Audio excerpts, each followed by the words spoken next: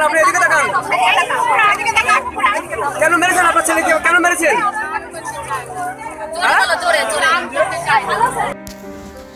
এ কেমন মা যে জীবন দেওয়ার পরিবর্তে জীবন নিয়ে নেয়? মায়ের এমন রূপ হয়তো এর আগে কমই দেখেছে মানুষ। গর্ভধারিণীর হাতেই শেষ হতে হলো সন্তানকে। মায়ের ধৈর্যচ্যুতি, পারিবারিক মনোমালিন্যের জেরে নিজের দুই সন্তানকে শিলবাটার নোড়া দিয়ে আঘাত, দাম্পত্য জীবনের মনোমালিন্যের মূল্য দিতে হলো দুই সন্তানকে।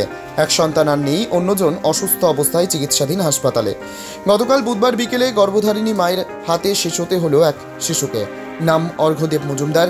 আনন্দপল্লীতে তারা একটি ভাড়া বাড়িতে বাস করত। বাবা সূর্য মজুমদার ও মা মৌসুমী মজুমদার। দাম্পত্য জীবনে মনোমালিন্য লেগেই থাকতো, তবে তার পরিণাম যে এতটা ভয়াবহ হবে তা হয়তো ভাবতে পারেনি কেউ।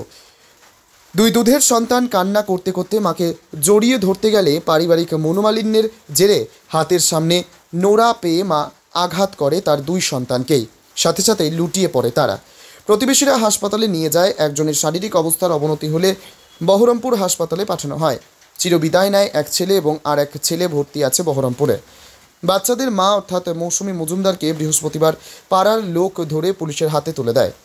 নদী থেকে মলয়দের রিপোর্ট, HPR নিউজ। কালকে যখন দুপুর 3টে নাগাদ আমি খেতে বসেছিলাম, খেতে বসার পর ওর বাবাটা এসে বাড়িতে ঢুকার পরে তো ওর মা তখন বেরিয়ে যাওয়ার পরে ও ঘরে ঢুকে দেখছে ছেলে দুটো বিছানার পুরে অবস্থায়।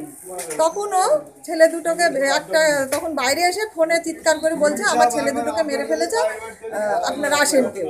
তখন আমি বললাম কি হলো? তখন গিয়ে দেখছি একটা ছেলেকে বাইরে বের করেছে, করে দেখছি রক্ত ভেসে গেছে। তখন আমি দৌড়িয়ে গিয়ে জল টল ঢাললাম, হসপিটালে পাঠালাম। লোকজন জড়ো হলো আমার চিৎকারে। তারপরে ওর মাটা পালিয়ে গেল। কত বছর থেকে ভাড়া থাকতো? প্রায় 3 বছর। পাড়ার লোকের সঙ্গে? না, পাড়ার লোকের সঙ্গে নাই, কারোর সঙ্গে